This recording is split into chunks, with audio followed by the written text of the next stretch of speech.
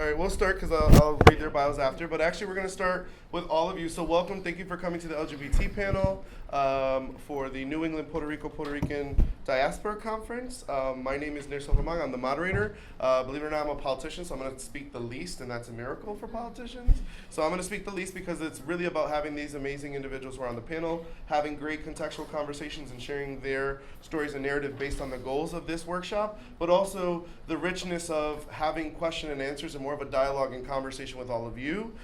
Before I begin, as customary in our community, LGBT community, they would like to record all of these sessions. However, just as a practice, if anyone does not feel comfortable being recorded, I won't do it. So if anyone really truly doesn't feel comfortable, because sometimes, especially in our LGBT breakout, I did this in New York, things can get real. Things can get truly honest and vulnerable. So if anyone at this point does not want to be recorded, if you could just let me know. And if it's okay with the group, I just would ask consent that we record this session for Centro's purposes. Is that okay? Any objections? No? Okay. Cool. So again, my name is Nelson Román. I'm a city councilor here in Holyoke, Massachusetts, Ward 2, but I'm also an openly gay and HIV positive male. I served on the national conference and convening that we had in April, and there's some individuals in this room who are part of that panel. The goal of this breakout session today is basically to have a dialogue with the panelists around three common things. Number one is, what can we do? So the groups will be asked to evaluate the potential for research and advocacy to have an impact on the definition and understanding of social, economic, and policy problems, both for the diaspora in Puerto Rico as well as here on the mainland U.S. The second question that we hope to get some feedback on today is, who's going to do the work? Where does the work need to happen? And then the third part is, what can Centro, what can Enlace, what can your non-for-profit organization or higher education institution or learning institution do to help us address and truly answer those needs and questions? Each speaker, this is going to be the format for our panel. I'm not sure how you did your other panels, but this is how I'm going to run this one. Each panel is going to have 2 to 3 minutes. I've asked them 3 questions to answer. First is to share a little bit about their narrative and story and their personal journey. The second question is exactly what we talked about. What are some of those issues, and who needs to help us with those issues? And then the third point is, who exactly do you feel as individuals should answer or respond to those needs? I'm going to read each of our panelists' bios and then allow them afterwards to speak, because we want this portion to go quicker. I might have follow-up questions and things that I might dig deeper from them before we open it up to the public, and then truly it's about the Q&A and you all sharing some of those things. And once we get to that session, that's when I'll have everyone introduce themselves and then start asking questions as well. So I'm going to begin to my left or your right. This is Ahmad Rivera. Ahmad Rivera is a community activist from Springfield, Massachusetts. Sorry, my Connecticut side jumped out. He served as the Director of Constituency Services for U.S. Senator Ed Markey, overseeing relationship building with interest groups, community leaders, and public policy organizations throughout Massachusetts. Ahmad previously was the Director of Housing Policy for Massachusetts Commission Against Discrimination. In addition, he was the first openly gay city councilor in Springfield, where he led to draft and pass strong anti-foreclosure legislation. As a city councilor, Ahmad led the fight to see an end to the city's participation in the controversial Secure Communities program, leading Springfield to be one of the largest municipalities to opt out in the country. Next, we have Jennifer Lynn Velez. She was born in 1972 she moved to Holyoke born in 1972, moved to Holyoke in 1978. She began her transition in 1984 when she was just in 6th grade. She has worked in the beauty industry for over 25 years and taught at Brio Academy. She has worked for the Western Mass AIDS Foundation and volunteered for Casa Maria for over 6 years. Then we have the amazing Myriam Quinones. She's a longtime resident of Holyoke. She is the Senior Special Program Coordinator for the Multicultural Academic Services Program at Holyoke Community College, where she has worked for over 15 years. She's a longtime community leader and advocate and has been a board president and advisory board member to organizations here in Western Mass and in Holyoke, such as Enlace de Familias, Solution CDC, Girls Inc., and the Holyoke Pride organization. She was the co-founder of Holyoke Pride and created the Politics 101 Civic Engagement and Leadership course, offered free of charge to Holyoke and Springfield community residents for the last 2 years. Then we have, last but not least, Ronnie Manuel Hernandez is a Puerto Rican pansexual male from South Bronx, New York. He's currently a math teacher for 5th and 6th graders. He moved to Holyoke, Mass. Full-time in May from Boston, where he lived for 4 years and studied public policy and Latino studies. While in Boston, he worked on various LGBT plus rights campaigns and LGBT serving organizations like Fenway Health regarding healthcare for the LGBTQ plus community. Lastly, he has worked for the Diversity and Inclusion Division for the Human Rights Campaign, and full disclosure, he is my partner, so just so you guys are aware. Thank you so much for being here again. Like I said, I want to dive right in so we have some rich conversations and context. I'm going to begin to my left with the mod, just for the panelists so they know they will hear the beep at 3 minutes and then your time is up, and then I might dig deeper.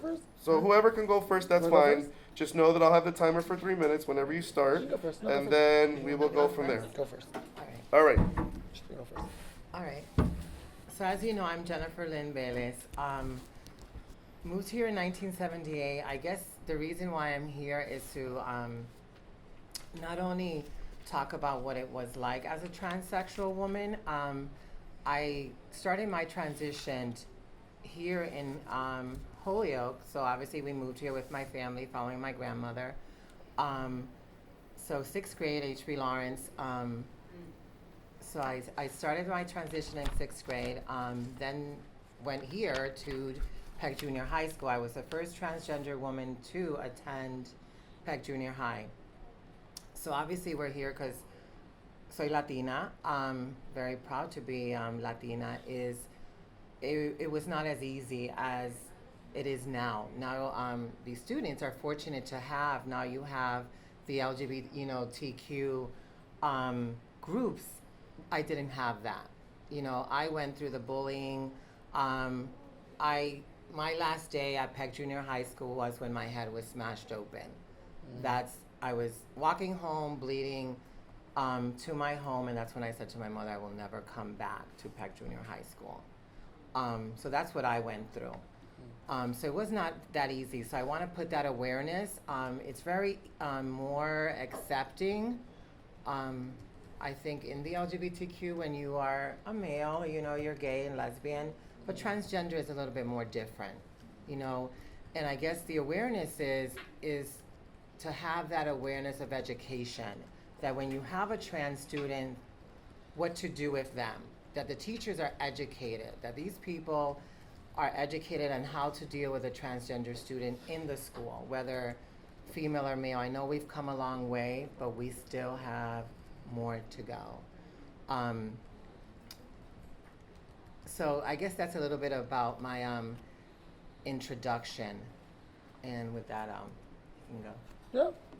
Yeah. Thank you. You're for sharing welcome. that. I grew up in Springfield, Mass. I came out at 18. My first summer in college. I think I ended up dating my orientation leader. So that's how that college was a great eye-opening experience. But one of the things I felt like happened to me in Western Mass is that there was a lack of visibility and political force around sexual identity in general. So growing up, we were taught, not only as people of color, not to be more understanding about our health and our bodies and about love and about the consequences of those things, both emotionally and physically, but even more so the idea that there were LGBT folks both in leadership or even in existence. So I felt very different. I had no words for that language, and there was no spaces in our community that would support that. I'm 34, graduated in 2000, so it's not that long ago that we didn't even have basic resources, both for young people and adults, to be able to feel that they can be included and supported in the community. Ultimately, I found the support in my family, who, as I was building a political and academic career, my family was able to do that and support me. And what's so interesting about our families and communities of color, and often in LGBT families, or children, families, colleagues, is that there isn't any language or supports for them either. So there are often parents, guardians, etc., grandmothers, particularly in communities of color, who have no language, who have no support mechanisms, but are building and having to build the support emotionally, financially at times, for their LGBT children, partners, etc. So as much as I'm doing really exciting things in my life now, I think Western Mass still suffers from a lack of deep understanding and support mechanisms from cradle to grave for LGBT folks. And I think connecting it to this conference, we're also seeing some of those same issues happening in Puerto Rico. There's been various hate crimes that have happened over the last year, and it's been longer than the last year, where we've seen some of the most grotesque results of ignorance manifesting itself even within our own Latino culture. We're seeing trans folks who have been dismembered and burned. We've seen young gay men who have been raped and mutilated and then left to die on beaches. And these are things that are happening in the 21st century while we're having a debate around equal marriage, transgender access to bathrooms, and ultimately I'd like to remind folks that despite how far we've come, in the 21st century, it is still completely legal in most part of the country for me to be fired for living with my partner at home, for being married if I choose to ever get married. I can get fired from a job in most of the country, and trans people still don't have access to the basic health care and protections outside of this state and many others. And so as much as I think that we're here to celebrate the progress of being able to name, explore, and understand where we've come and where we're going, we're at a space where we still need working together to build a stronger policy framework to systematically protect people of color, particularly Latinos.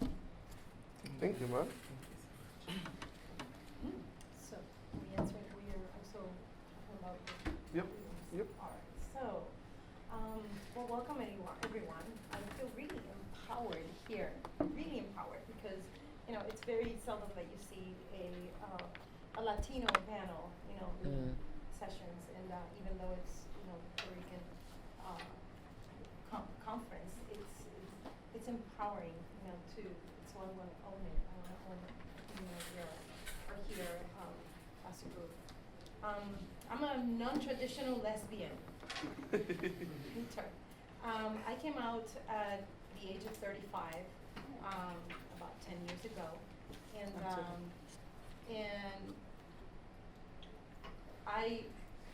there was no sign for me, right? I just, I have been in marriages and relationships, heterosexual relationships, and then I was divorced and was single for 3 years, and then I met this amazing woman that stole my heart, and I had said to all my friends at the time, it's like, I will never fall in love again. I will not.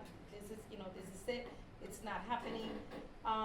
But I also always said I will never fall in love again with a man, right? I never said with a woman. So, this woman came into my life, and she changed my life tremendously, and she stole my heart. She's sitting right here in the audience. And so together we become a powerful couple here in Holyoke, in the work that we do in Holyoke, and so I acknowledge that. I have a huge responsibility, and so I work at Holyoke Community College, like you heard. I have a master's degree in social justice education, and that served me well because I have 2 daughters, one who's 27 and the other one who's 16, and so I always taught them to be respectful and to be respectful of all kinds of people, religions, and cultures and races, and so to learn more, to become more educated rather than discriminate. And so when I came out to my daughters, they embraced me, and they were very happy for me.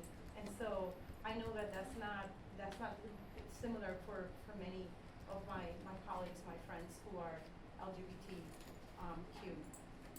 And so I have worked very hard in trying my best to get involved in the community. Back in might have been 2008 that we did the Holyoke Pride, where we came together.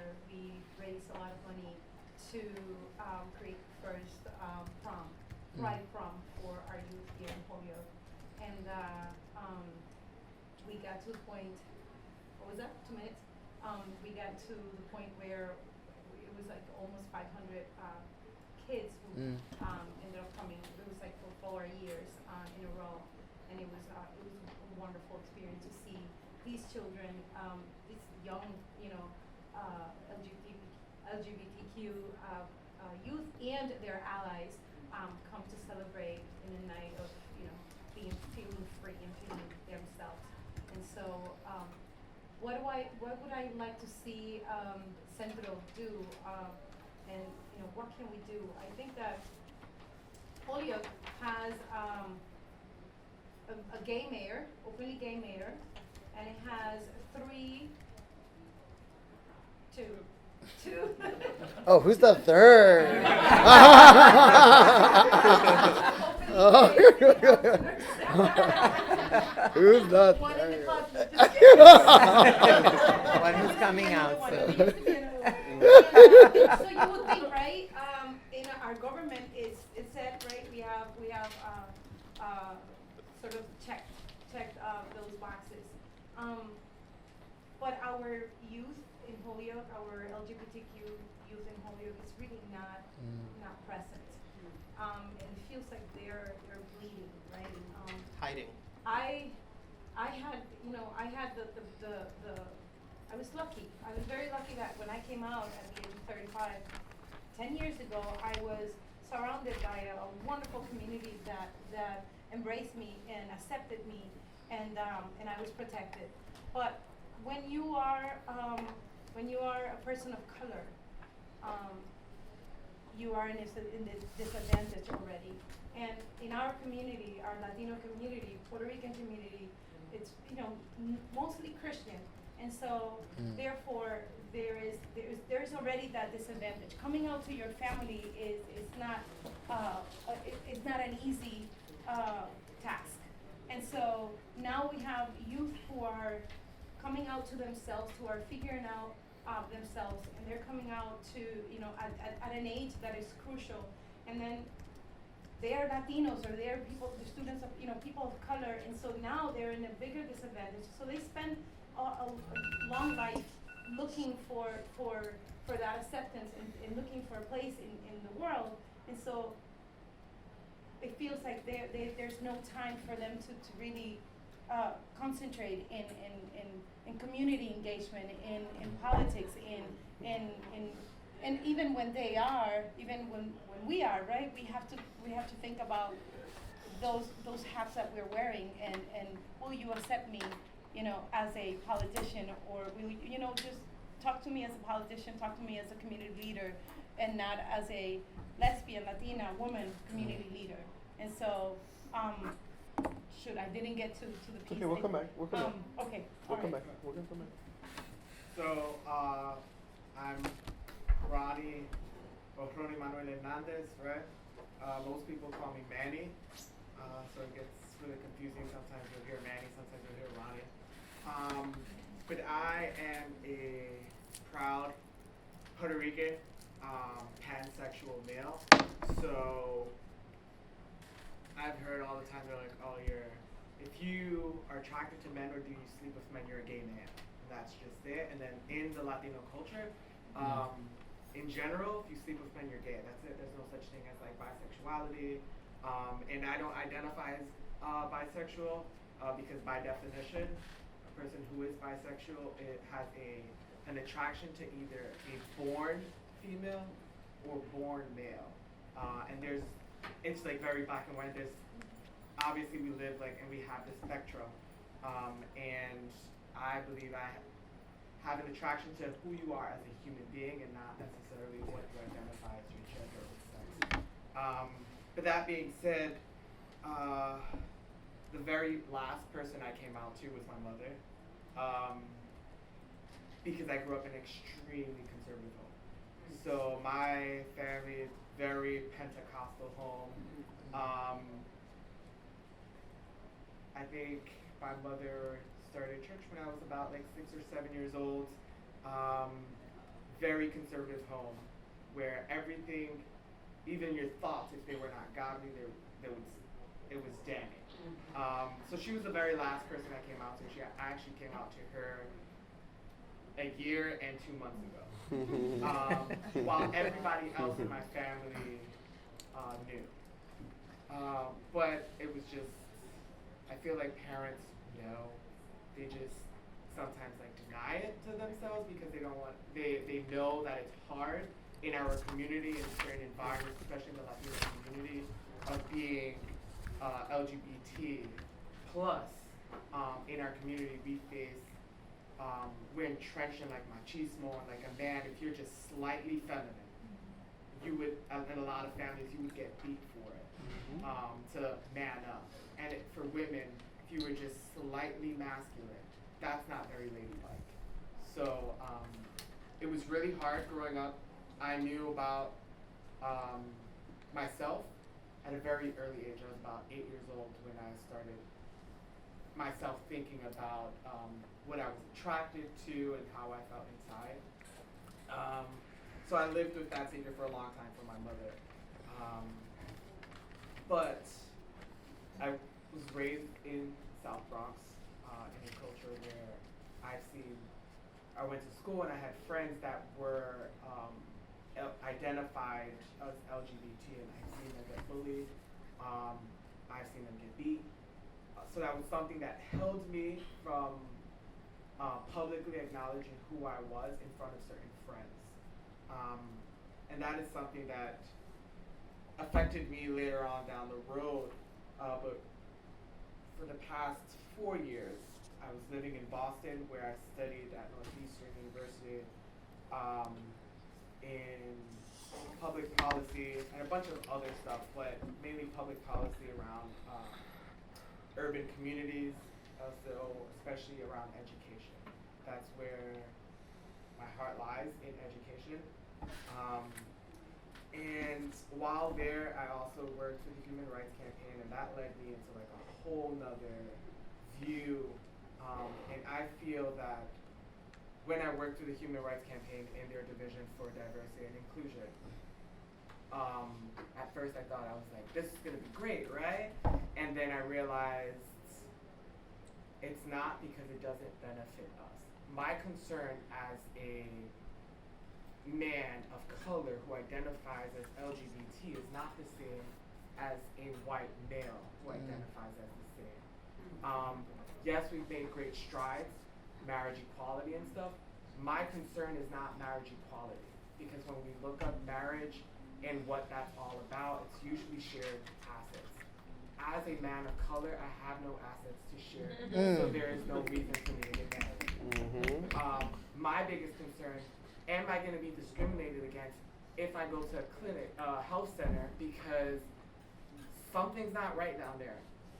But I might be discriminated against because I sleep with a man. And that was my biggest concern. So while I was working for the Human Rights Campaign, I saw a lot of those things, right? And a lot of, it's all good. I'm not saying that marriage equality is not good, but us as communities of color, we have other things that we prioritize. And that's what I want to see the politicians focus on, and acknowledge that the intersectionality of being Puerto Rican and being LGBT. But when I always identify as being Puerto Rican first. And I have my own theories as to why, right? Because as a Puerto Rican man, there are certain things that we need to address within our communities, within our countries, within certain systems of being a person of color that we have to address first at times, right? So I just want to hold like politicians and organizations accountable and make sure that they recognize that there is intersectionality there, and it's not, I'm just Puerto Rican or I'm just LGBT. There's a really big mix there. Thank you. Thank you guys so much. Thank the panelists for that first round. I'm going to get into some follow-up questions for them that I just jotted down. And then again, we'll open it up after I ask a few follow-up questions. But with regards to the island of Puerto Rico, I wanted to share some context, because again, this conference is also about learning about the mainland, and I will not do it justice compared to Pedro Julio Serrano, who led our panel in New York. He is the top-notch of the top-notch and a leader and an activist in Puerto Rico around the LGBT movement and front, but I personally emailed him and begged him for data, and he sent it to me, so I'm going to share that knowledge with you. So in the island of Puerto Rico, the LGBT persons have a lot of rights and protections similar to the U.S. And actually, Puerto Rico led the charge in some cases that I'll read you the stats. They were ahead of many states in the United States as far as granting and requiring equal protection for LGBT individuals. However, there is still a lot of public opposition to the LGBT community in Puerto Rico because it's a large Catholic and Christian community, and then that also affects our diaspora out here. And in a recent 2013 survey, only 33% of Puerto Ricans supported marriage equality, even though that's the law of the land, and that definitely resonates to the diaspora here in the U.S. But in 2002, Puerto Rico actually was ahead of 22 states as far as striking down sodomy laws against same-sex couples. 2013 was really what Pedro Julio Serrano called the year of the LGBT movement. In that year, Governor Padilla signed an executive order extending health care coverage to same-sex couples on the island. Domestic violence protections. Puerto Rico is actually ahead of some 23 states that grant same-sex protection, domestic violence protection to same-sex couples. In February, the Supreme Court of Puerto Rico in 2013 made it legal for same-sex couples to adopt. And then House Bill 1725 was really the one, it was originally called the Gay Rights Bill, and then now it's been included in the LGBT Rights Bill, but it has guaranteed public protection, similar to what Ahmad was saying here in certain states, where you aren't protected. It protects you against housing discrimination, work employment discrimination, public and private discrimination. And originally there was a big push, though, from the conservative community to only have it protect you from employment cases. But in fact, that passed. And in 2002, Puerto Rico led another 30 states, believe it or not, against hate crime statutes extending to everyone, versus here in the U.S. it only applies to schools sometimes. There it applies to everyone. Pedro Julio Serrano, actually, if we look at the history he sent me, in 1973, La Comunidad de Orgullo Gay was the first gay rights organization founded in Puerto Rico. In 1991, the Coalition for Puertorriqueña de Lesbianas y Homosexuales was formed. And that same year, the first LGBT prides were organized in San Juan and Cabo Rojo. Today, Pedro Julio Serrano has his Puerto Rico para todos y todas, and that is the predominant LGBT rights group. And now he works for is it the Mayor of San Juan, Josie? The Mayor of San Juan. He was working for Melissa, who's the Speaker of the City Council in New York City. And this year, actually, in New York, for the Puerto Rican Day Parade this past year, the LGBT community was honored. And Pedro Julio Serrano was one that was there. And you went, Vela? And Josie went. On behalf of you guys, we'll meet who that is as well. And where we've made strides, when you look at the Orlando massacre, though, out of those 49 individuals, 23 of those LGBT people were Puerto Ricans. So we still have work to do. And even in Puerto Rico, it wasn't until 2012 that the Popular Democratic Party, Pedro Peter Maldonado, was the first openly gay politician elected to public office in the island's history. So that's some of the contextual information around Puerto Rico. And then also, within our large LGBT spectrum, we have to talk about the crisis and, talk a little bit about that in the health disparities one today. But Puerto Rico is actually the #1 ranked community with regards to AIDS cases and HIV cases out of the 10 U.S. territories. It has an HIV/AIDS death rate higher than any U.S. state or territory, a rate nearly 4 times that of the national rate. And the largest concentration, of course, is around men-to-men contact. Of all their HIV/AIDS race cases, 42% are same-sex contact, male to male, respectively. And if you look at those numbers in proportion to the U.S., those rates are the same. So HIV/AIDS rates among male to male men's sex contacts are the top 3 highest HIV/AIDS infection rates that we're seeing right now.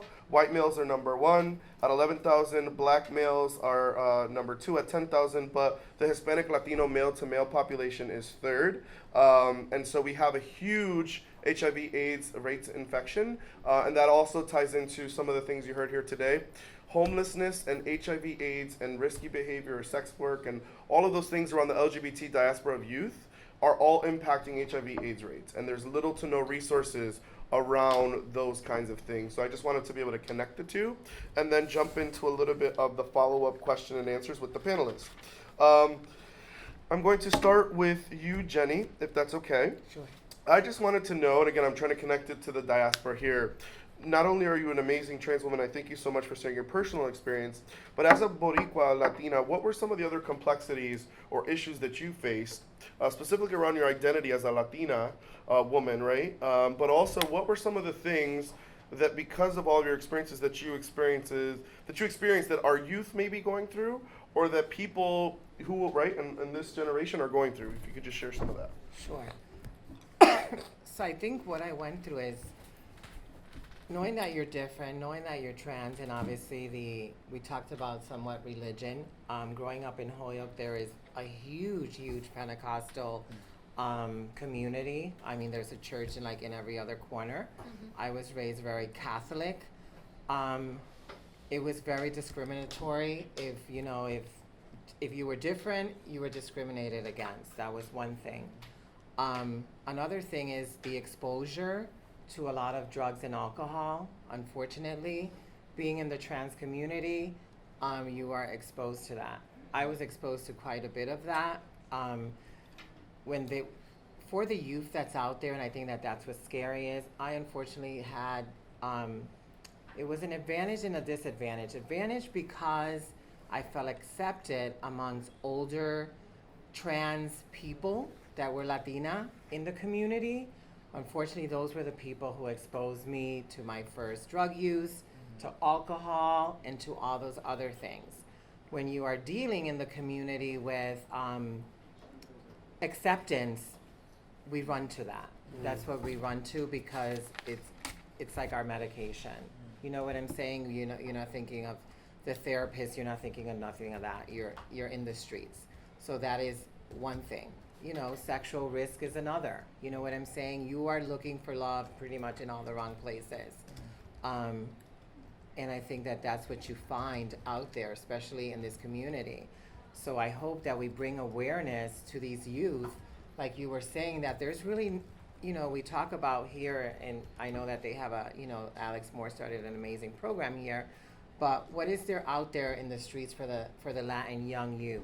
What are we doing so that they don't get exposed to that drug? What are we doing so that they don't have the promiscuous sex?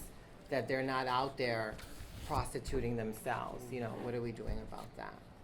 Thank you so much. So, Mad, my follow-up based off of that goes to you around not only LGBT homeless youth, but what we're seeing increasingly, and again, I just got back from Chicago, is an increasing LGBT senior population without any housing. And so the senior LGBT community is also left out in the cold a lot of the times, literally and figuratively. So what are some of those things that you've witnessed or that you'd want to share? Well, so I think that we have not really done a really good job, both nationally and regionally, on really building an agenda that's cradle to grave for LGBT folks. So there is an assumption that we're still working on the coming out and protection of youth phase, but as folks age, as this is like the first generation to actually have full protections, we haven't really gotten into a conversation about what does retirement look like for married and non-married couples. What does, we have this problem with non-LGBT folks. What does aging in healthcare look like for them? What does aging in healthcare look like for people who are HIV positive or who've experienced STI or STD or have mental health issues or physical limitations? These are all things that until we haven't even had full rights for longer than 4 years, that we've yet to build a system that actually caters to the things that happen as we grow old, as we experience various parts of life's journeys. What does it look like for the assets of children that if couples choose to have that as we start moving, and what are the medical protections for those children? There's all these various layers that we haven't dealt with. I will say there is some progress. I know that there's been some pushing in New England. I think Vermont might be the first where they are looking at LGBT specific housing for seniors, and I think that is a movement. So the idea is that let's first create it, but now it sounds like it's not even accessible, and that's the irony, is that we are often seen as a community where there's lots of wealth. So there's this misnomer that if you're LGBT, you're white and you make a lot of money and you're somehow fit and like you have all this like cars and you vacation everywhere. You know that sometimes I do, but that's like the only part that I fit. But I think that we aren't doing a good job of recognizing that as people of color, looking at it from a gendered perspective, that like women still make less money than men. That actually happens even within the LGBT community. There are couples that make collectively less than white men, less than gay men. There are trans folks who can't even get access to basic jobs that pay minimum wage outside of Massachusetts. And so there are economic justice issues that we have yet to get to because we're still worrying about whether we can even get the job. So sometimes I'm both frustrated and excited that like we're moving forward, but the things that actually hold us back from being a fully functioning community, we have yet to address because we can't do the basic things like go to store or shop or get a job or get housing or worry about falling in love, right? So we're still worried about those things. So Thank you so much. Myriam, so I'm going to kind of come to you now, if that's okay. Sticking within that youth lens, like here there's an amazing LGBT youth group called House of Colors. I just got back from Chicago and they have this amazing transitional housing called El Rescate, but it's from 18 to 24. So a few follow-up questions that I have for you. With regards to the youth spectrum, do you think that we cut it off at too early of a stage? One, and two, what can we do? What can we do with youth, or what are some of the ideas that you think we can do to help address this LGBT crisis? Absolutely, we shouldn't cut it off because, like I said earlier, you know, our youth are still dealing with that stigma and that identity research, you know, search during their youth years, and then they get to adulthood, right? And they're still trying to figure it out, and so we now cut off all the resources that exist for them, and that's when they need it the most. That's when our youth become homeless the most, and our youth become have less access. But I wanna see if I were to you know, request some research. I would like to see how different it is now. You know, do we still have the issue of homelessness or of non-family support? You know, is that still happening? You know, I would like to pay attention to the you know, the relationship between being Latino and LGBTQ and education attainment, and in relation to, you know, home stability and family support. And so, is it different now? You know, is our youth getting more support or not? You know, and so finding that information out, then it can inform us on what kind of work we can do with our youth here. House of Color is the majority of the kids that are in House of Color are not in school. They're not in high school. They're not in college. They're not connected with the community in a leadership role. And so, how do we help them? How do we help them find themselves in society in which they don't have to wear the hat of being LGBTQ and Latino or male of color, especially for the self-identified males, LGBTQ, and so finding that information out will inform us on what work needs to be done. We need to pay attention to House of Colors and more groups, you know, that exist around in Holyoke, and provide them the space and the path to more leadership roles in the community, because we're not going to have you and Josie forever, you know. So we need to groom them into becoming leaders. Thank you so much, Ronnie. So I wanted to just follow up with you on a few things. One is, what is missing from the experience of being both Boricua and LGBT? And you kind of explained a little, you know, talked a little bit, but if you could just dig deeper, so you kind of shared that narrative of working at the National Human Rights Campaign, was that what it was? So, and Ahmad kind of touched on this a little bit, right? That identity of our LGBT community is mostly seen in all research and study as white. But specifically within the Latinidad and being a Boricua, what is that, or what is missing, or what can we do to address and tackle that issue? Yeah, I feel that, like you mentioned, with research-wise, a lot of the research is based on white gay men. And the fight, the forefront right now of like LGBT rights is white, gay, male oriented. And many people who are pushing this and think that because we are LGBT, we have the same issues and the same concerns. So being able to identify what specific needs and our community as being Puerto Rican and LGBT, what are our needs, and have those needs addressed, because many people think, oh, you're just LGBT, so then your rights are covered with, like, right now with all the fight and the movement. And yes, some of them are. Some of them are because some of us do benefit from marriage equality, because then we can share healthcare, right? But if I don't have healthcare, if I'm living off of mass health, right? My partner's living off of mass health, we don't have the need to get married because we're both getting covered under mass health. And you get right? punished for getting married, actually. And then we get married, and then we're gonna lose our health insurance coverage. So our concern would be health insurance coverage. Let's see, how can I have affordable health insurance coverage, right? First thing, and then define what affordable is, because my affordable is definitely not the same kind of affordable as someone else who, let's say, is a white gay male who has a really good paying corporate job. Like, I am a teacher, affordable for me is very, very, very low. But that is what I see as like our concerns, and what needs to be addressed. Understanding that as a person of color and as LGBT, we have very specific concerns and very different from that of like mainstream LGBT issues. So, thank you so much. This last question before we go around the room, and then how it's going to work is this: you're going to announce yourself, your name, what organization you're representing, how it works, and then if you have a question or not. If you don't have a question, just pass, so that way we can have some rich dialogue with other people.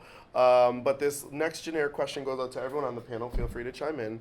But I specifically want to talk, and we had this conversation on the national level when we met in April, the fact that the true LGBT crisis is also around our trans community, and the trans individuals who are often left out of our spectrum. Even though that T is there, I call it a lowercase t. It's really kind of left out of the conversation.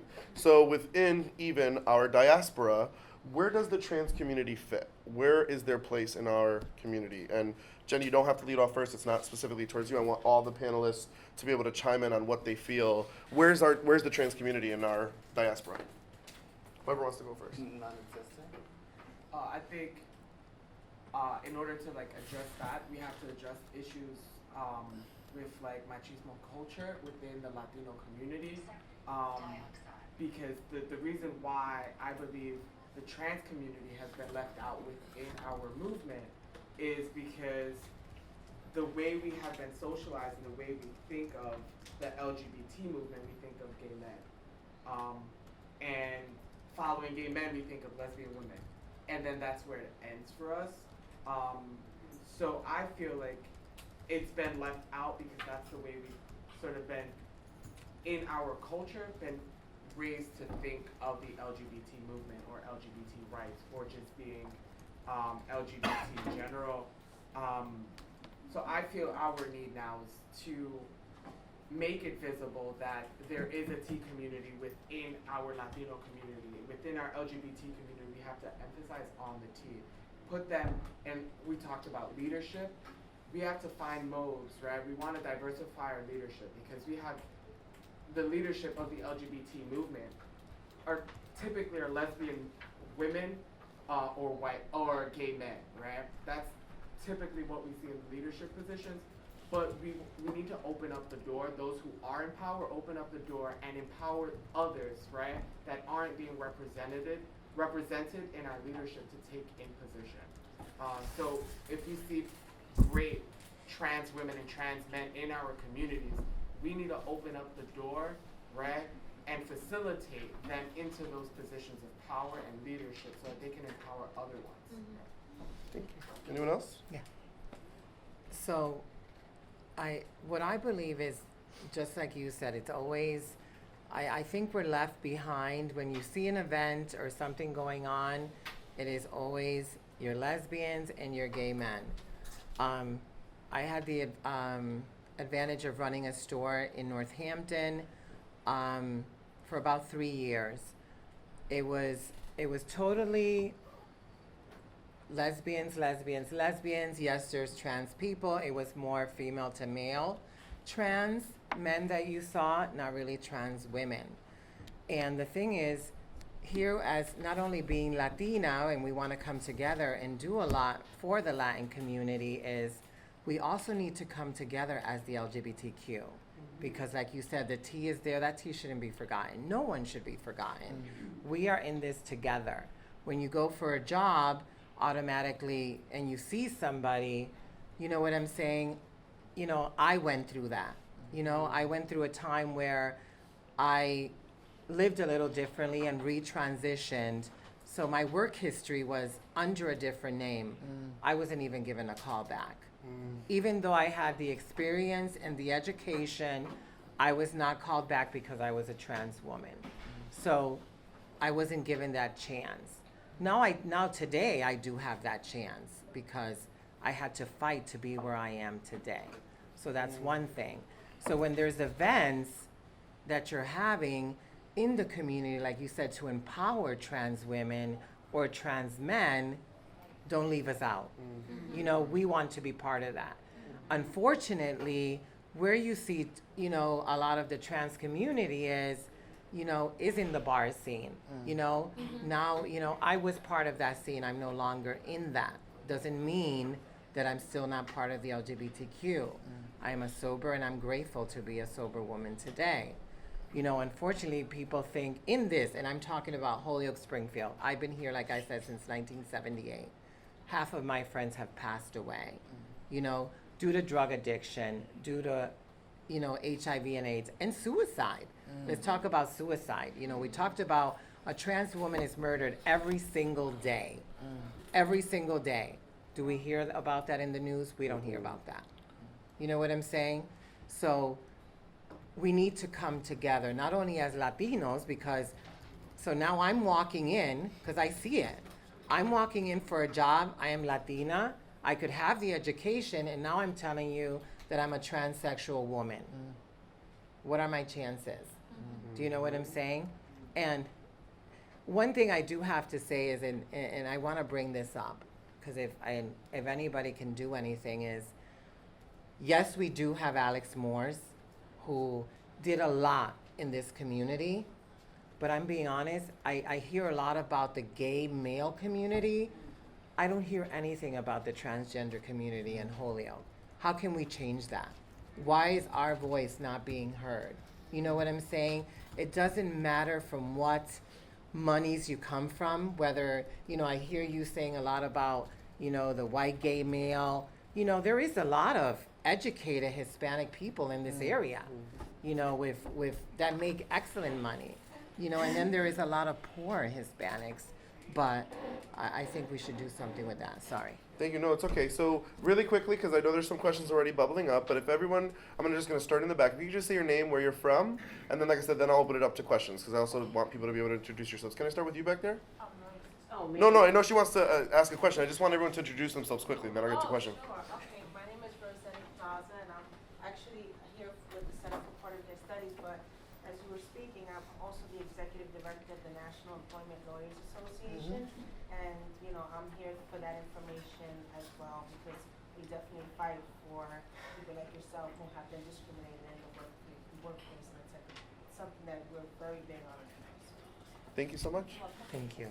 I'm Chris Northwest. I'm from Greenfield, and I'm a community health worker, so this is encouraging. Awesome. Thank you so much. My name is Enrique Morales Diaz, and I'm a professor at Westfield State. I'm also a member of Enlace Familias Board. I live in East Hampton, where my husband is right now hanging out with our 5-year-old foster kid, and he keeps texting me, telling me, can we have a 17-year-old? But and there are questions percolating in. Yep. No, we're gonna come back to questions. I just want everyone to get a chance to introduce themselves. Good afternoon, everyone. Natalie Vicencio. I'm currently working with HAP Housing and the Massachusetts Fair Housing Center. I've been a long-time activist in housing issues, and I'm here to make myself as a resource to the to the LGBTQ community in general. Thank you so much. David Fitzel, longtime Holyoke resident, currently from West Springfield, Mass. I'm a nurse, and I'm Jenny's boyfriend. Hi, my name is Renee Manley. I live in East Hampton, but I'm originally from Holyoke, and I've been out a long time, and I've seen a lot of things come and go, and I'm here because I think what you're doing with the youth is tremendously needed, and I think it's amazing because, again, we didn't have that, and I wanted to talk about that after it's done. And I'm just here, for support, to get some knowledge, see what's going on in the community. I think everybody here is doing good work. Thank you. Hi everybody, I'm Ahmed Mack. I teach at Smith College, French studies and study women and gender, and I'm here. Give that to Rican. My name is Luis Castillo, and I'm a student at UMass. Thank you so much. I'm from Springfield. Hi, I'm Oscar Summers Papentic. I am from Philly by way of Northampton, and I'm a non-binary trans person, and I'm here to support my friend Jen. Yeah. Good afternoon, everybody. My name is Victor David. I'm from Springfield. I'm myself a paramedic and a business owner, and just coming to learn more about the community and just to get more knowledge. Thank you. My name is Chloe Soto. I'm a full-time student at Holyoke Community College. I'm the Vice President of Business and Community Affairs for Student Senate at HCC. I'm also student leader for New Student Orientation, and I am the Director of Operations for WCCH 103.5. Yay. Timmy Van Cleef. I'm from Amherst, and Jenny invited me because we both work with the LGBTQ community in recovery, and I volunteer for American Red Cross Services to the Armed Forces. I'm fully out there. They're interested in assisting the community, and I particularly work volunteer in a call center for military families, and there's some of their transitions and their crises, and I'm a retired school teacher. Thank you so much. Hi everyone, my name is Janela Candelario. I am a faculty member at Smith College in Sociology and Latin American Latino Studies in the Study of Women and Gender. And I have been living and working with and in Holyoke communities around social justice issues for almost 2 decades now. Hi, my name is Jasmine Garcia. I'm a psych student in UMass Boston, and I'm currently working with the Gaston Institute. Hello, my name is Kim Rivera. I'm an activist, I'm an ally, I'm a mother of a gay son. I am a Puerto Rican gay son. I'm also, I ran for city council. I believe that I am here for a couple of reasons, but one of the main reasons is what we went through as a family. We realized that there wasn't a lot of services and there wasn't people that we could connect with. And I myself, to be honest, I wasn't always an ally. I didn't understand it because I didn't understand it. I didn't have anywhere to go. I want to be able to help the next generation of people like myself at my age to realize that, everyone has the right to be loved and marry and be yourself and not have to be worried about people are going to judge you where you're at. And I want to make sure that I'm an activist and ally right in the front line with you guys, and that's why I'm here today. Thank you, Kim. Thank you. Okay, my name is Rose Sanchez. I am We're probably going to be a little late. We started late, and we thank you. Yep, can you shut the door? live in Springfield. I work at the Family Resource Center through Lindara. Yeah, that's about it. Pretty short. Thank you so much. Hi, Maria. My name is Mariana Valencia. I am a biology student in UMass Boston. I'm Luisa Ponte Pares. I'm a retired professor from UMass Boston. And what's relevant about my presence here is that we are activists in the 1980s in New York City, helped find 2 groups, Hispanic United Gays and Lesbians, and finally Latino Gay Men of New York. And I just want to say something before later we have this discussion. Being queer is not a career. And I mentioned that because, we forget that we live in a very class society. White supremacy is still alive and well, and later on I explain why in 1980s, both Chicanos and Puerto Ricans in the West Coast started defining our own spaces, creating our own organizations, because we aimed, just the last piece. Anybody saw the last version of Stonewall? Yeah. We substituted our Sylvia Rivera with a white male. Just to give you an example that we were excluded from the official history. Because the first rebels were Puerto Rican drag queens, that was the word we used then, and like the movement said, they were thrown out because they were street people, meaning Puerto Ricans in those days. So I am not surprised about the national organization. I stopped giving them a penny when they supported Giuliani for mayor of New York City. That was the end of it. So the health issue, we fought in New York in GMAC, which was the largest, still is, the largest big source of income for a lot of white gay males. And we founded Hispanic Gays Forum and Latino Commission on Aid.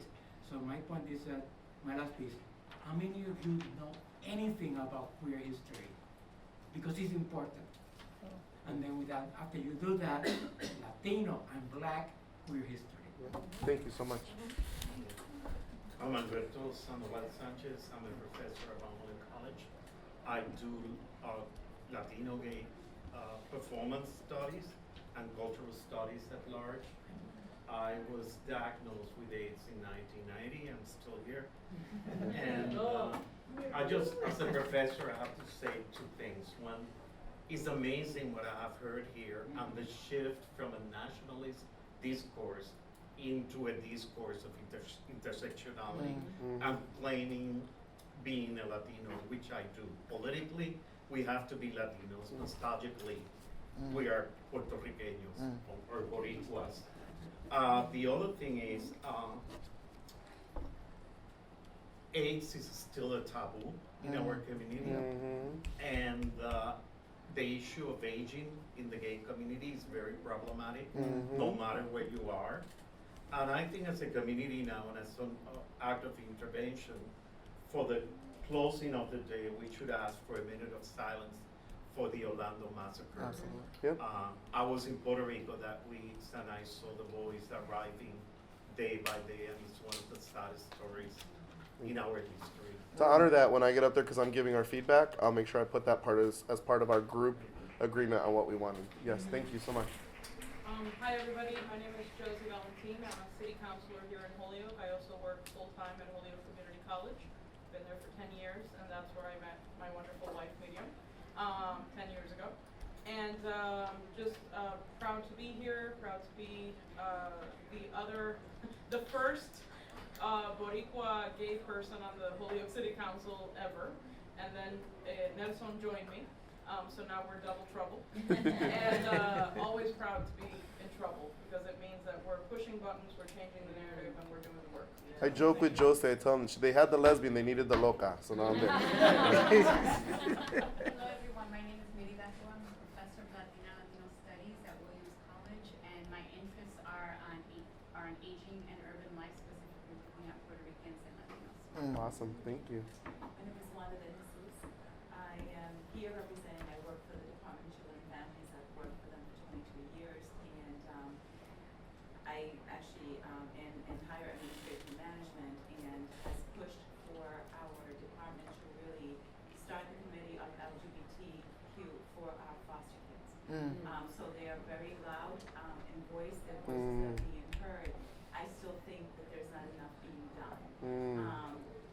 I just had a tragic situation last week where we had two, one lesbian and one transgender suicide in one of my caseloads, so that was really hard for my staff. So we deal with that. Secondary to that, and primary to my life, is that because I was already educated and in working, I was able to understand where my daughter came from. She came out when she was a freshman in high school. She's now a sophomore in the Salem State University, paid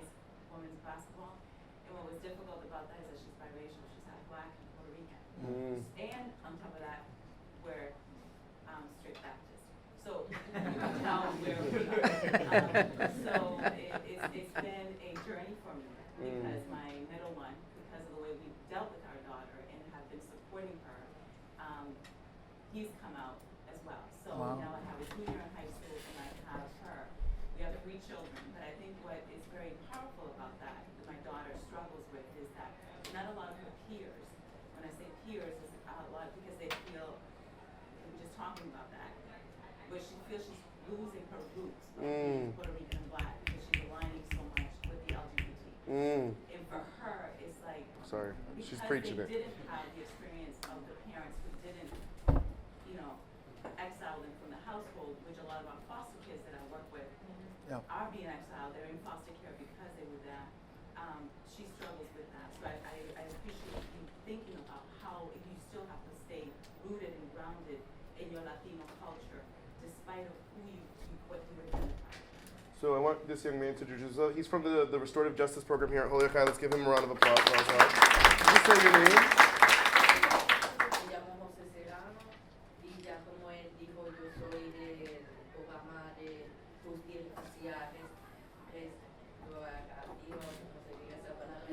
Restaurativa. Gracias, y pues estoy aquí acompañándolo aquí y escuchando qué tienen que decir y aprendiendo un poquito porque cada día se tiene algo nuevo que aprender, ¿verdad? Thank you so much. So here's the thing. Technically on paper it says coffee break, but we started 15 minutes late. If you guys are good for coffee, can we have the Q&A now with you guys? And you can stick through this if you guys have to. Yes. So I'll open it up. This is what we did in New York. We're not gonna leave. That's why I shut the door. Don't tell us we gotta go. This is your time. Q&A to whoever on the panel. Any follow-ups? Any questions? Nathalie. Okay, so I know that we have a lot of questions. I don't want to take too much time. So I am here specifically to push on working on affirmatively further fair housing for the LGBT community, LGBTQ community. So I am a fair housing counselor. I am here available to provide one-on-one counseling. I am here available to work towards working against discrimination against the couples, against people who are trying to access apartments, trying to purchase homes. So I did bring business cards. I have a feeling that people don't know that these services exist. I am trying to reach out to this community.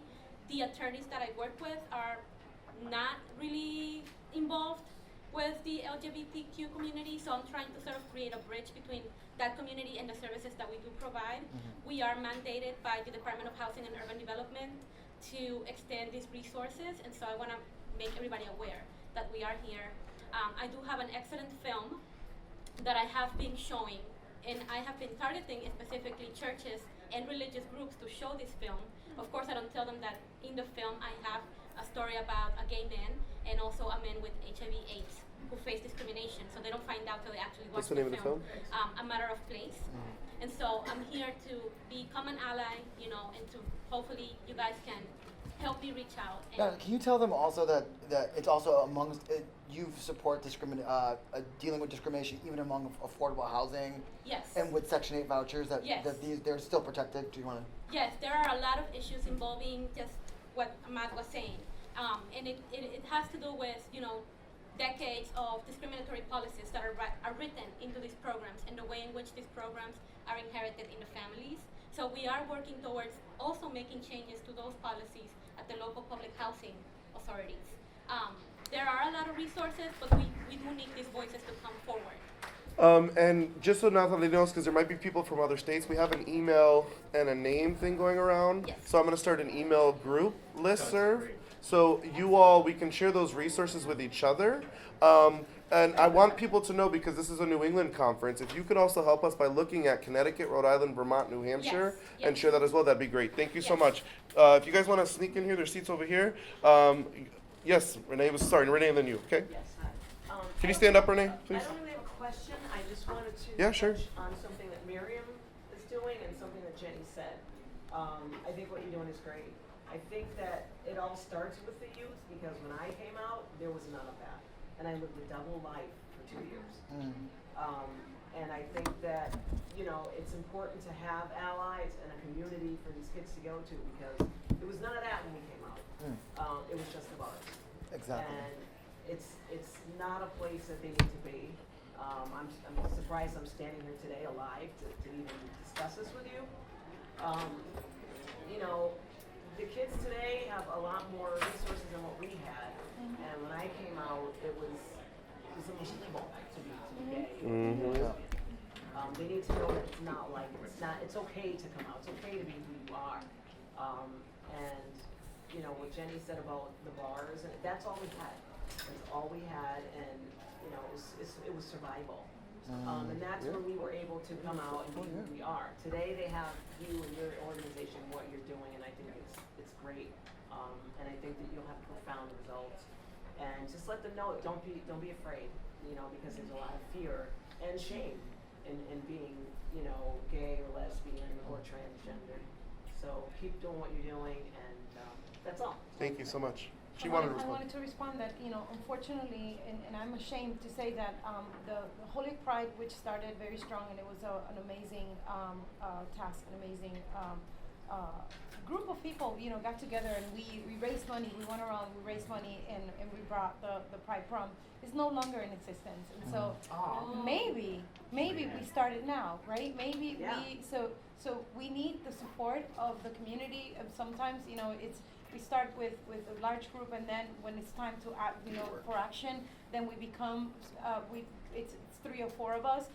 Interestingly enough, you know, Ahmad and Nelson and Josie and myself were part of that group of the Pride Prom, and so we were so overworked in trying to maintain this organization that in the end we couldn't continue it, and so it's time to bring it back. And if people in this crowd is interested in being part of starting that, you know, we're sending the emails around. Let's do that. So wait. Hold on one second. So with regards to that, because again, I got to contextualize it regionally and also in Puerto Rico. So this happens all across the Northeast and in Puerto Rico. So to contextualize it for anyone from Connecticut, Waterbury, Connecticut's where I'm from, my hometown. For this recent Orlando massacre, one of the individuals who died, KJ Morris, who was an African American woman, a lesbian, Waterbury has no LGBT organization at all. So I had to go from Holyoke to go organize in Waterbury.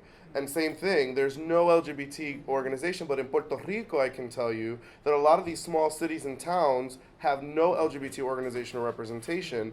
And what happens is a lot of time, what Myriam is saying, the talent of LGBT leaders gets sucked into leadership roles because she's badass. So like, she's already doing so many things like the Politics 101. I want her to bring that back too this year.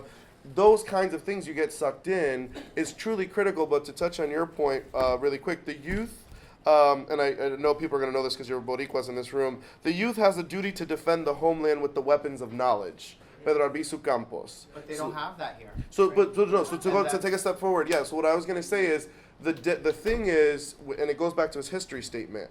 There are and that's why for this conference, when we talked at the national level, we are pushing Centro and organizations like this to create a historical timeline of the LGBT community, or give us the context. And we had this amazing man who is almost done in his old days. He said he's been with every Hollywood superstar back in the 20s and 30s you could imagine. He's going away, but those contextual history things are gone. Or who was the first LGBT politician to run for office in the U.S.? Does anyone know?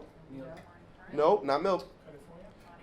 Jose Julio Saria, Mexican drag queen, was the first LGBT person to run for political office in the U.S. Got 5,000 votes in the Castro, but again, everyone idolizes a white man, Harvey Milk, as the political savior. I want to go to you next. So if we're going to answer the question of what Centro can do, when Yes. you brought up House of Colors, and it's not to kind of demean this program, you said it was an amazing program. It's not that amazing, because the reality is I've been there and I've seen there are no mentors there for these kids to look up to. They need people in the community, and people especially in the LGBTQ community, to inspire them to want to seek education. So education being the key, none of these kids want to go to school. And that is a problem within itself, because how can we have future leaders if there are no leaders right now within this group? And then you have a cutoff age of 25. How can they have mentors when people are actually just starting their educational lives and their leadership or activist roles at 25? So, you know, I am one of a handful of trans women that attend Holyoke Community College. A handful. And that shouldn't be the case. I'm coming to you next, Doctor. Wait. So, No, I let her mean, finish. you know, the T in the spectrum of things, again, with the LGBT community, is that we're lost in this shuffle because even within the community itself, there's this infighting as far as they don't even understand. A lot of times, because in the club scene, and we've experienced this, what you all about? You don't know what you are. Where trans women are considered a thing of confusion. We're a mystery. You know, even though we are secure in our womanhood and we know who we are. It's everybody else that needs to understand us within the community that's supposed to be accepting of us. Which doesn't happen 9 times out of 10. And that's that. You touch on a very important piece here, and it's like I encourage everyone here to continue to self-educate around the issues of trans issues, right? Around the subject of trans issues, because you know, being an ally, an LGBT ally, it's wonderful, right? But you have to continue to educate yourself around the issue policy and health issues for the trans community. And I think just be willing to stand up. So that up. we can continue to support the process. Well, I want to echo, I do also think that part of the issue is that the LGBT community isn't even familiar with itself, right? So isn't it ironic to hear a cis man, gay man tell you that you're confused when how many of them took 20 years to come out, or 5, or 50, or some people still struggling with dual lives? Absolutely. So I think there is something to be said that our own community is unfamiliar with our history and ourselves, and there's a way in which we conflate identity with universality. So like all of a sudden, because I'm gay, there was that key, right? I got to go to a gay club, and that was probably the safest place I've ever been, which is ironic in the context of a 21st century violence and gun violence culture, that the safest place for people that I thought, you know, was a club, right? That was considered our safe space, which is in itself ironic. But we don't know about clubs that have been killed before earlier on, where people were burned to death, and was another massacre. But we also don't know about our basic histories, right? Like it took me to go to college, which in itself is privilege, to learn about queer theory, to learn about heroes and sheroes, to learn about what trans looked like. That we've been fighting about identity issues among gay and lesbians for 50, 60 years. So there is all this dynamics that we don't know about ourselves. But I will say, the last thing I want to mention is that I don't think in Western Mass and New England that we have a central place in which the LGBT community gets to have access and resources at a larger conversation that's from social and media and digital media and representation to historic and sources of support. And it's ironic that we can all be in this room and recognize that we actually don't have one single major organization that is dedicated to the thriving and support of the community. We only have medical-based supports in the most emergency of situations, and that can't ever be a progressive approach. Can I just say something really, really quickly, because I don't want to lose that train of thought. I'm on the board of Wisteria Hearst Museum, which is here in Holyoke, and we have an amazing collection of Carlos Vega's work, who was a pioneer in terms of the Latino community. I'm more than happy as a board member to present something around how do we also open something up for the LGBT community. But I need people to get involved, because I ain't gonna do everything. But just to let you know, Wisteria Hearst has reached out. We just did an event with the Imperial Court with them. But I mean something that's No, but around the history, standard, in the history context, we're getting Nicole Myriam Ramirez, who's an openly trans woman who is now the leader of the international court system that Jose Julio Saria helped start. It's coming in April, and the Mysterious is doing, and we're looking for local, to connect it to Holyoke, the LGBT Latino history movement from San Francisco to Holyoke. So we would invite you. Dr. Candelaria, so your hand up first, then I'm moving down the rows. Oh, I forgot what I was going to say, but you're reminding me that Wisteria Hearst about 10 years ago did a project trying to document the history of Boricuas in Holyoke, and they have a timeline where they compare the history of Puerto Rico and the history of Puerto Ricans in Holyoke and the history of Holyoke, without Puerto Rico. And so you don't have to invent something new. Like we could build on this work that's been done already. There was oral histories being correct. So really, I just would want to encourage you, having participated in that project, right, to work on what's there. The other thing, to your point about, you end up having to go to college, it's the same thing with Latino studies, it's the same thing with Puerto Rican studies, it's the same thing with women's studies. Like, anything that's not white and male. Exactly, right? And so the idea that, so I was saying about the Restorative Justice Initiative, there's an initiative right here. The two folks who are running it, one is a trans man, the other is a Chicana, right? So like there are people here in the high school who possibly would be happy to retake up the mantle of the prom, right? So again, like in my experience in this work, like instead of trying to make one more thing, what do we have already, right? What's already here that we can expand on? My point is, I think in the social science or human services world, it's called best case or best practices. You don't need to invent the high school thing. It was done in New York. Perhaps we can learn from the Hedrick Martin Institute. In other words, there are resources which they may not come here, but they will tell you how they got there. So one of the things we said back in New York was that Centro could help trying to figure out what are the institutions that already exist. And then you contact and say, can you come and explain how you get there? You don't have to invent the wheel every time because you'll never get it. You have to figure out, how do you succeed?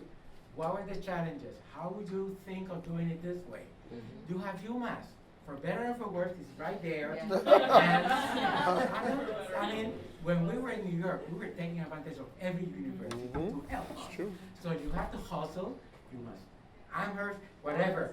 They have resources which you can tap into. I do want to push back just slightly. It's not like many of these people haven't tried to work with these institutions in the past. The truth is that there are some structural barriers, that are both individualized. I'm not saying it to you. I'm saying as people who've been here, and I mean, the HEC has tried as best they can. There's structural barriers in that space. Like the truth is that what we need is, I don't like using the word movement because I think that's like this arbitrary thing that people say. I do think that there is something about building a collective around a collective will, and what we've missed, and I agree with you, what we've missed, and I'm just going to echo, and I know you would say this, and Myriam would say this, is that often it's the same people. Like, I started Springfield Pride. We did it for 7 years. I'm exhausted. I don't want to get any more crazy emails. I don't want to like deal with the government forgetting again to put the flags up, or like where they put the flags, or like, there's these insane things that we could use collectively that we haven't figured out yet. But I totally agree. And there's a tendency to stick a pin in it. So and we'll really, get back to it. really quick. I have to kind of bring this into a close, but I will say this. This kind of dialogue doesn't end here. So based off of what we did at the national level, there was actually a call out, and it was mine and the doctor's idea. They stole it and didn't give us credit, but that's okay. To have a Puerto Rican LGBT diaspora conference that specifically tackles, it was me and his idea. We're sitting next to each other. We kept bumping each other. ¿Verdad, doctor? We kept bumping each other going, hey, we need a breakout day for just a trans identity panel, for a Latino gay man, for a lesbian, and talking about these contextual issues because it is an intersecting culture that we have to do. I want to end on this, though, that exactly, even though this is an academic conference, my challenge to Centro has always been, how does this translate to Main Street? I'm a man without my college degree that goes out and knocks on doors every day and talks to the average Boricua, and those LGBT youth who are on the street or homeless or struggling, they don't get the connection. So what we are pushing for as well, and they're meeting this evening, is to do a youth LGBT national conference for Puerto Rican diaspora youth that is in layman's terms that they can understand and start grasping these things. But I thank you all so much. Can we thank our panelists, please, as well? You guys can head out. We're going to do a debrief at the larger panels. So thank you so much.